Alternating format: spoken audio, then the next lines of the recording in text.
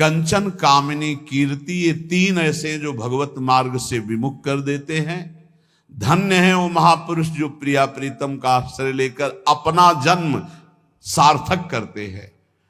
और जो भगवत ऋषि जी कहते हैं, भगवत रसिक संग बिनु, जिनको संग मिला है, चाहे वो माता पिता का संग हो, चाहे मित्र का संग हो, चाहे गुरु का संग हो। भगवान ऋषभ देव जी कहते हैं, गुरु न सस्यात् स्वजनो न सस्यात्, पिता न सस्यात् जननी न सस्यात्, दैवम न तस्यान् न पतिश्च सस्यान् न मोचयेद्यः समुपेत्य मृत्युम। भगवान ऋषभ देव जी कहते हैं कि जो हमको इस मायामयी मृत्यु के फांसी से छुड़ा देता है वही गुरु है, नहीं वो गुरु नहीं है। खुली बात है, गुरु शिष्य का संबंध है भगवत प्राप्ति कराने से। तन मन प्राण समर्पित करके गुरुदेव की आज्ञा पे चलो, निश्चित भगवत प्राप्ति है। भगवत प्राप्ति कोई ऐसा रसगुल्ला या गुलाब जामुन नहीं कि खरीद लिया, ये लो भैया खा लो। उनकी आज्ञा पे चलो, भगवत प्राप्ति आपको होनी है। आपको भ्रम छोड़ना है, आपको असत आचरण छोड़ने, आपको असत चिंतन छोड़ना है, आपको भगवत चिंतन करना है। तो गुरुदेव का सारा प्रयास रहता है असत त्याग करके सत्य में स्थित करना। वो गुरु नहीं है जो अपने शिष्य को भगवत भक्ति के रंग में रंग करके मृत्यु रूपी माया रूपी फांसी से न बचा पावे। वो गुरु नहीं है। वह स्वजन नहीं है जो अपने संबंधी को भगवत नाम जपने का उपदेश न करे। वो पिता नहीं जो अपने पुत्र को भगवत प्राप्ति का उपदेश न करे। वो माता नहीं जो अपने पुत्र को भगवत प्राप्ति का भजन का उपदेश न करे। वो पति नहीं है जो भगवत प्राप्ति का उपदेश न करे, भगवत प्राप्ति का सहयोग न करे। इन सारे संबंधों की एक ही महानता है कि मुझे भजन भगवत प्राप्ति का संयोग बैठा ला जाए और इस जन्म में भगवत प्राप्ति कर ले, चाहे वो गुरु हो, चाहे माता हो, चाहे पिता हो, चाहे मित्र हो। भगवत रसिक जी कहते हैं, अगर ऐसा संग नहीं है भगवत प्राप्ति का तो सब माया का नाटक है। हमको नहीं इस माया के नाटक में फंसना। देखो भगवत प्राप्ति कैसे होती है। आपने एक जगह मान लिया कि हम सब बात तो टाल सकते हैं, अपने गुरु की बात नहीं टाल सकते। अब माया आपको नहीं परास्त कर पाएगी। बस सब कुछ तो है, हम बड़े नीच हैं, पतित हैं सब, लेकिन अपने गुरुदेव की बात मैं नहीं टाल सकता। इसके लिए मैं विश्व से विलग हो सकता हूं, शरीर छोड़ सकता हूं, प्राण छोड़ सकता हूं, बस जीत गया। और गुरु की बात ऐसी मानी जाती है। वो कह रहे इस समय दोपहर के 12 बजे, जी बिल्कुल धूप खूब चौड़ी है, मूर्ख बना रहा है, चौड़ी धूप है। 4 बजे नहीं महाराज जी, आप कह रहे हो 12 बजे है। नहीं, समय तो 4 बजे। हाँ महाराज, ब्रह्म मुहूर्त का समय है। बड़ी मुंह चुपड़ी बोलते हो। तो महाराज आप बोलोगे दिन तो हम दिन को दिन, आप कहोगे रात तो हमरा, हमको मतलब नहीं दिल है कि रात। आप कह रहे हो दिल है तो हम अपनी आंखों का विश्वास नहीं मानेंगे, हम आपकी बात मानेंगे। तुम्हें जो पसंद वही बात कहेंगे। आप आज्ञा करो, हमारा तन मन प्राण उसी मार्ग में चलेगा जिसकी आपकी आज्ञा है। बस जीत गया। इसी बात का दुरुपयोग होता है, इसी बात का दुरुपयोग होता है। वो गुरु ले जो भगवत प्राप्ति के मार्ग में न चला दे। देखो हम फंसे कहां हैं, बस सूक्ष्मता से समझना। भगवत प्राप्ति किसको होती है और भगवत प्राप्ति किसको नहीं होती, बिल्कुल सरलता से हम आपको समझा रहे।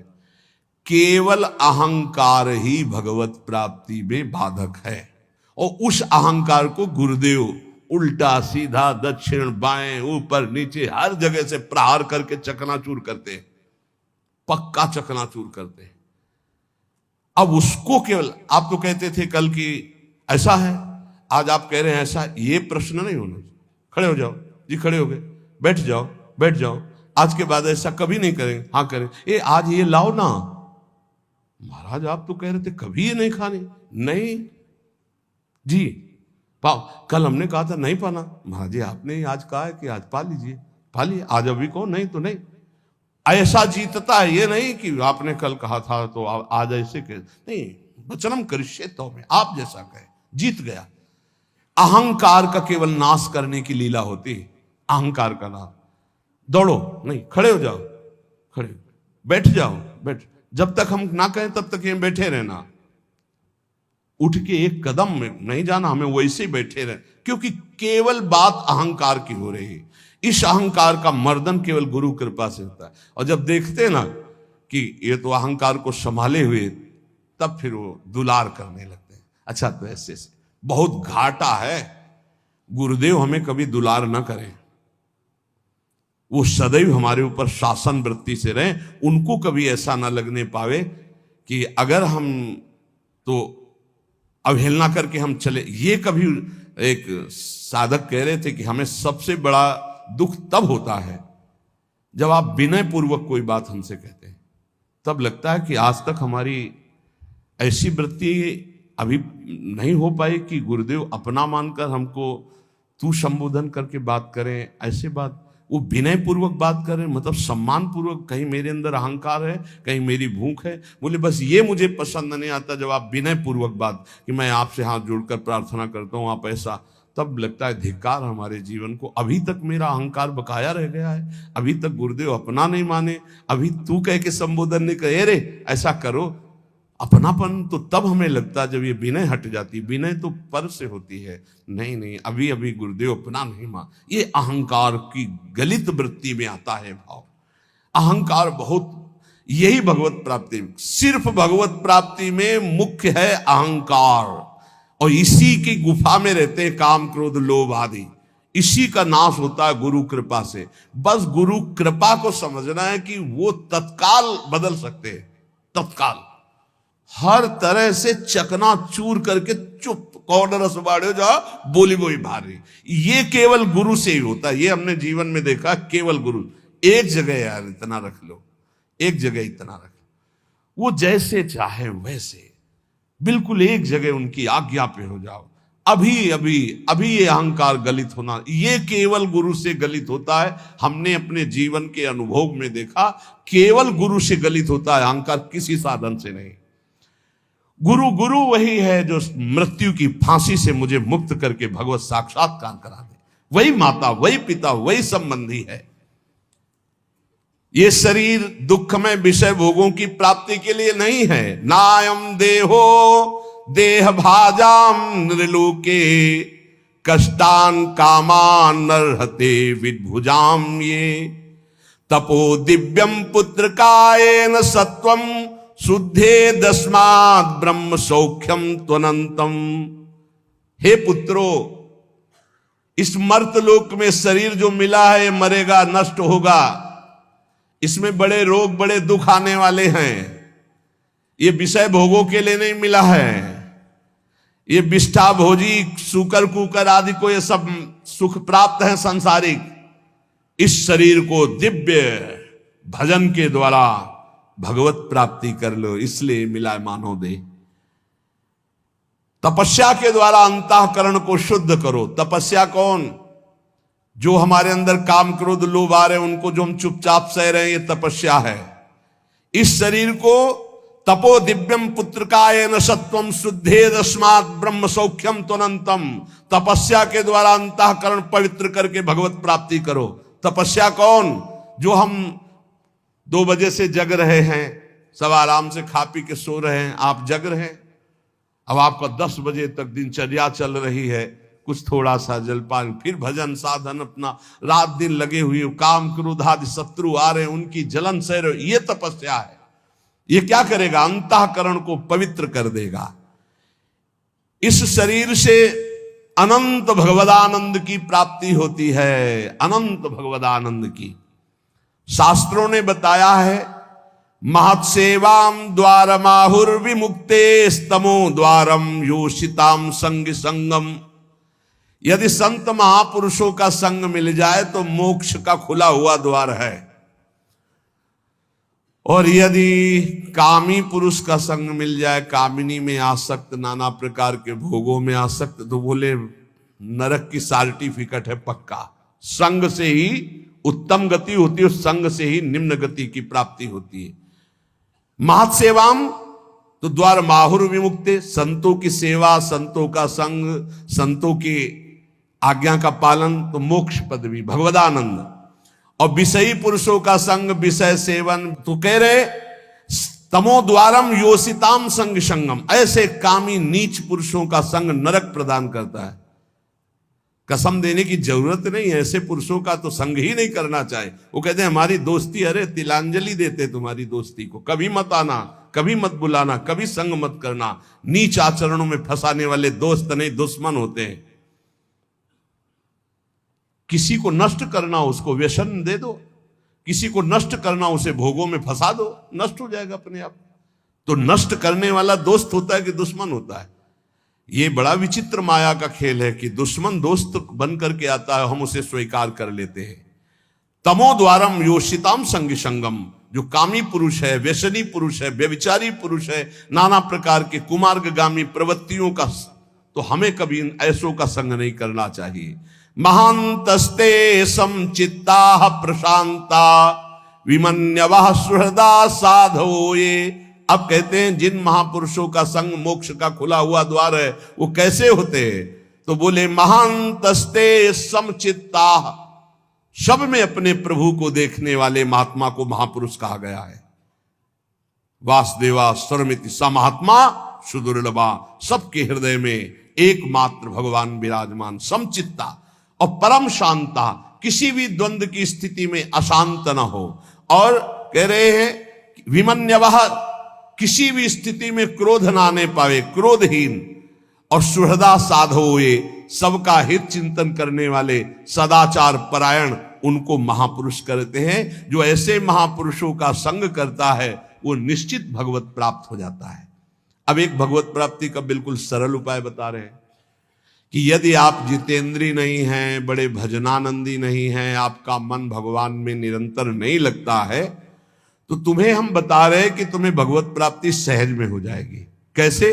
बोले काये न वाचा मनसेन्द्रियैर्वा बुद्ध्यात्मना वानुसृत स्वभावात् करोति यदि यत् सकलम परस्मयी नारायणायेति समर्पयेत् तत्। यहीं से प्रारंभ हुआ था साधन मार्ग। जब घर से निकले थे तो प्रारंभिक साधना यही थी, इसी श्लोक की थी। भागवत धर्म का अनुष्ठान, गायत्री अनुष्ठान आदि तो अलग चल रहे थे, लेकिन ये हृदय का भागवत अनुष्ठान भागवत धर्म का था। महापुरुषों ने, ऋषियों ने बहुत से मार्ग बताए भगवत प्राप्ति के, धर्म के। बड़े कठिन कठिन मार्ग हैं, लेकिन हम तुम्हें वो मार्ग बता रहे हैं, नवयोगेश्वर में जी कह रहे, सुगम से सुगम उपाय, सब कोई कर सकता है, स्त्री पुरुष बालक सब कोई कर सकता है। ये भगवत प्राप्ति का बिना पढ़े लिखे वाला भी कर सकता है। भोले से भोले अज्ञानी मनुष्य सुगमता पूर्वक दिव्य गति प्राप्त करेंगे इस साधन से। इसका नाम है भागवत धर्म। इस मार्ग में, भागवत धर्म में बड़ी से बड़ी त्रुटि हो जाए तो भी पतन नहीं माना जाएगा। बड़ी महिमा इसकी है। देखो, अन्य साधनों में अगर त्रुटि हो गई, जैसे आप 20 वर्ष से ब्रह्मचारी हैं और एक दिन व्यभिचारी बन गए तो 20 वर्ष का ब्रह्मचर्य का क्या, ऐसे हर साधन में है। लेकिन भागवत धर्म में, नाम जप में, इनमें यह सिद्धांत लागू नहीं होता। आप 20 बार नाम जप किए हैं, इसके बाद भ्रष्ट हैं, तो 20 बार नाम जप आपके कल्याण का कार्य करेगा। 19 नहीं होगा, वो 20 ही रहेगा। 21 से शुरू होगा जब आपका शुरू होगा। किसी ने कहा कि आप महाराज जी कहते हैं नाम जप से सारे पाप नष्ट हो जाते हैं, तो लोगों का उत्साह नहीं बढ़ेगा पाप कर्म करने में। तो आप ध्यान से सत्संग नहीं सुनते हैं, तब ऐसा प्रश्न आता है। जब कभी ऐसा वर्णन होता है कि तुम चाहे जितने पाप किए हो, नाम जप करने से सारे पाप नष्ट हो जाते, तो वहां एक जरूर बात हम कहते हैं, अब लो नसानी अब ना नसई हो। आज तक किया लेकिन हे हरि आज के बाद पाप नहीं करूंगा। तो हम वादा करते हैं, मेरे भगवान के वचन है, अहम त्वाम सर्व पापेभ्यो मोक्षयिष्यामि मा शुचा। और सूक्ष्म रूप से अगर आपने ध्यान से सुना हो कि अगर आज आप कहते हैं कि हे भगवान मैं आपकी शरण में हूं, अब आज से मैं पाप बंद करके आपका नाम जप करूंगा, पक्का आप निष्पाप हो जाएंगे। लेकिन कल फिर पाप जानबूझकर करते हैं तो प्लस हो जाएगा पीछे का। ध्यान से सत्संग सुनोगे तो प्रश्न नहीं उठेगा। क्या नाम जापक का पापोत्साह बढ़ता है? जप करके तो देख, प्रश्न करने की जरूरत नहीं। नाम जप करके देख। हम कहते हैं नाम ही एक ऐसा है जो सर्व पाप प्रणाशनम। और देखो ये तो हम कह रहे हैं, लेकिन इतने में से जितने बैठे हो हमें बताना कि एकदम ब्रेक मार के हमें दिखा दो कोई कि आज से भीष्म प्रतिज्ञा है और निर्वाह करके दिखा दो। ये तो कृपालु भगवान है, कह रहे हो, हम भी कह रहे हैं कि आज से हम पाप नहीं करेंगे। लेकिन हो सकता है कि ब्रेक मारते मारते गाड़ी बीता दो बीता आगे खिसल जाए, वो ब्रेक मानी जाएगी, ब्रेक ही मानी जाएगी कि देख लो पहिया नहीं चला है, पर ब्रेक मारी खिसक गया एक बीता, उतने में घटना घट गई। तो जनयो गुण प्रभु मान न काऊ, दीन बंधु अति मृदुल स्वभाव। अब मन रहा है विषयी पापात्मा, ब्रक मारते मारते कोई गलती बन गई तो राहत न प्रभु चित चूक किए की, करत सुरत सय बार हिए। ये उसकी बात कह रहे जिसने ब्रक मारी पर चूक हो गई, ये उसकी नहीं कह रहे जो सुन के चूक करेगा। उसके लिए फिर नाम के बल से अपराध करने वाले को नामापराध लागू हो जाता है उस पर। कानून कानून है। अब ये जो भागवत धर्म का बोले, इसमें किसी भी निमित्त से प्रमाद हो जाए तो वो कर्तव्य से च्युत नहीं होता। जैसे जीटी रोड बड़ा है, खाली है, आंख मूंद के चलो तो गिरोगे नहीं, बहुत प्लेन जीटी रोड। ऐसे ये बिल्कुल जो मार्ग भगवत प्राप्ति का भी बता रहे हैं भागवत धर्म का, बोले इससे आंख बंद करके दौड़ने पर भी कोई गिरेगा नहीं, अर्थात इस मार्ग में पतन है ही नहीं, गिरने का तो कोई सवाल ही नहीं। इसको कहते हैं भागवत धर्म। तो बोले भागवत धर्म करने वाले के लिए नियम नहीं है कि कोई विशेष प्रकार का कर्म करे। बहुत ध्यान से सुनो, वो शरीर से, वाणी से, मन से, इंद्रियों से, बुद्धि से, अहंकार से, अनेक जन्मों अथवा इस जन्म की आदत से, स्वभाव से जो जो करे यत करोषि, वो सब परम पुरुष भगवान नारायण को समर्पित कर दे, बस इसी से भगवत प्राप्ति हो जाएगी। शुरू करो। कई बार चर्चा कर चुके हैं, यही साधन आगे बढ़ाता है। सिद्ध बनने की कोशिश जल्दी मत करो, यहां बल्ले जल्दी सिद्ध हो जाते हैं। अरे क्या समर्पित करना, हम तो समर्पित ही हैं। सही ढंग से समर्पित हो जाओ तो ये निकलेगा नहीं कि हम समर्पित हैं। वो प्रभु कहेंगे ये मेरा है। हमें क्या कहें, हमें तो सिर्फ इतना कहना है कि हमारे आप हो, बस। समर्पित है कि नहीं वो तो तुम जानो, हम क्या जाने। क्योंकि समर्पण का तो आपको स्वीकृति करनी हो, आप जानो कितना है, हम क्यों कहें। हमारा हर मिनट, हर सेकंड, हर चेष्टा आपके चरणों में समर्पित होगी। अब यहां देखिए, प्रातः से उठो और एक एक घंटा का समर्पण शुरू करो। अभी बहुत जल्दी साधना के सोपान की ऊंचाई पर आ जाओगे आप, पक्का मान लो। लेकिन वही कर पाएगा जिस पर भगवान की कृपा, जो हम कह रहे हैं। एक एक घंटा का समर्पण, वो भजन हो, नौकरी हो, किसानी हो, खान पान हो, शौच स्नान का समय, जो भी समय आपका गया, फिर से ध्यान से सुन लो, इसमें तर्क मत करना। शरीर से, वाणी से, मन से, इंद्रियों से, बुद्धि से, अहंकार से, अनेक जन्मों की आदतों से, एक जन्म, इस जन्म की आदत से, स्वभाव से, अहंकार से जो जो भी कर्म हो रहे हैं, वो सब परम पुरुष भगवान नारायण को समर्पित कर दो। इसे भागवत धर्म कहते हैं। इसका फल होगा भगवत प्राप्ति। कायेन वाचा मनसेन्द्रियैर्वा बुद्ध्यात्मना वानुसृत स्वभावात् करोति यद यद सकलम परस्मयी नारायणायेति समर्पयेत। ये जब घर से भागे थे और गुरु शरण में हुए थे, तब से अनुष्ठान ये प्रारंभ उसी समय से हो गया था। क्योंकि श्रीमद् भागवत की कृपा बचपन से रही, घर में शाम के रोज भागवत की चर्चा। पर जब वैराग्य भाव में आए तो हमका इसका अनुष्ठान होना चाहिए, ये भागवत धर्म है। और बस ये शुरू कर दिया था, एक एक घंटे का शुरू किया था।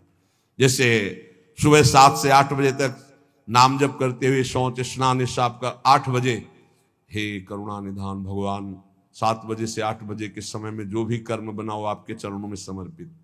ठीक, अब 8 बजे से 9 बजे तक जो, फिर धीरे धीरे, ये हम आपको बिल्कुल अक्षरशः वैसे बता रहे जैसे किया, धीरे धीरे शयन तक। जब शयन से सुबह उठे तो रात्रि में सोने का जितना समय था, 6 घंटे 5 घंटे 4 घंटे, हे प्रभु आपके चरणों में ये भी समर्पित। अब इसका फल ये हुआ कि कुछ समय बाद हमारे अंदर जलन शुरू हुई और जांच होनी शुरू हुई कि हमारे कर्मों में त्रुटि कौन सी है।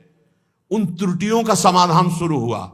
प्रभु से प्रार्थना, हे प्रभु देखो ये गंदी बात थोड़ी आपको समर्पित होती, देखो मेरे मन में गंदी बात चल रही, मेरे मन में ऐसी बात आ रही। कृपा हुई, जांच शुरू हुई, गंदगी निकालने की प्रार्थना हुई। धीरे धीरे धीरे फिर जब मन तन प्राण अहम ये जब समर्पित हो गए तो फिर बंद हो गया। जब घर का जाया हुआ चेहरा हो जाता है ना, उसको फिर वो पेमेंट नहीं है, वो समर्पित है, फिर वो ये सब बंद हो जाता है। इतने से इतने राधा वल्लभ अर्पणम मस्तु, अब कुछ रह ही ले गया तो क्या अर्पणम मस्तु। अब तो राधा वल्लभ जी खुद अर्पणम मस्तु हो गए हैं, तो अब क्या अर्पणम मस्तु, राधा वल्लभ जी अर्पणम मस्तु। अब यही राधा वल्लभ जी का ही राज्य है, तो अब अर्पण क्या करना हो, तो बैठे भी सिंहासन पर। ये सिद्ध, वही हम पहले कही कि सिद्ध ही मत झाड़ो। अगर आपकी स्थिति भगवदाकार नहीं है तो आपको ये साधन बहुत बढ़िया है, बहुत बढ़िया। चतुरासी जी का पाठ किया, राधा वल्लभ जी कर, सेवा की राधा वल्लभ जी कर, रसोई अमन या राधा वल्लभ जी, किसानी की 5 घंटे, भूल गए आप 1 घंटे में, 1 घंटे में कहां देखे, तो 5-6 घंटे में एक बार पूरा थोक में जमा कर दो। 8 घंटे ड्यूटी की, हे प्रभु 7 बजे से गए थे, देखो 8 घंटा ड्यूटी, ये 8 घंटे के समय में जो भी क्रियाएं चेष्टाएं हुई नाथ आपको समर्पित है। आप इस समर्पण वृत्ति से प्रसन्न हो जाइए और अपनी शुद्ध भक्ति प्रदान कीजिए। कह रहे ये समर्पण लोगों की मान्यता और धारणाओं से आपको उठाता चला जाएगा, और बताना किसी को नहीं, सुन लो और आज से धारण कर लो, बिल्कुल फ्री है। कोई एक विशेष भागवतिक कार्य समर्पित करना ऐसा नहीं, स्पष्ट लिखा है। भागवत धर्म का पालन करने वाले के लिए यह नियम नहीं है कि वो एक विशेष प्रकार का ही कोई कर्म करे और वो भगवान को समर्पित करे। वह शरीर से, वाणी से, मन से, इंद्रियों से, बुद्धि से, अहंकार से अनेक जन्मों अथवा एक जन्म के स्वभाव और आदत से जो जो करे वो परम पुरुष प्रभु श्री हरि को समर्पित कर दे। इससे क्या होगा, आप समर्पण करते रहिए, आपकी स्थिति लोगों की मान्यता और धारणाओं से ऊपर हो जाएगी। कह रहे वो दंभ से नहीं, नाटक नहीं, वो स्वयं उसके अंदर ऐसे भाव जागृत हो जाएंगे।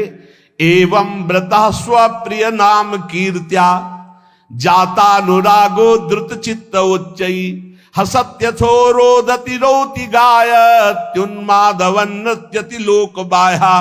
ये समर्पण रंग लाएगा, क्या लाएगा, अब नाम में प्रीति होने लगेगी, राधा राधा राधा। उसको हृदय में अपने प्रीतम के नाम कीर्तन में स्वाद मिलने लगेगा, नाम में प्रीति होने लगेगी। नाम में जो ही प्रीति हुई तो अनुराग उत्पन्न हुआ, अनुराग का अंकुर जब आया तो चित्त द्रवित हो जाता है।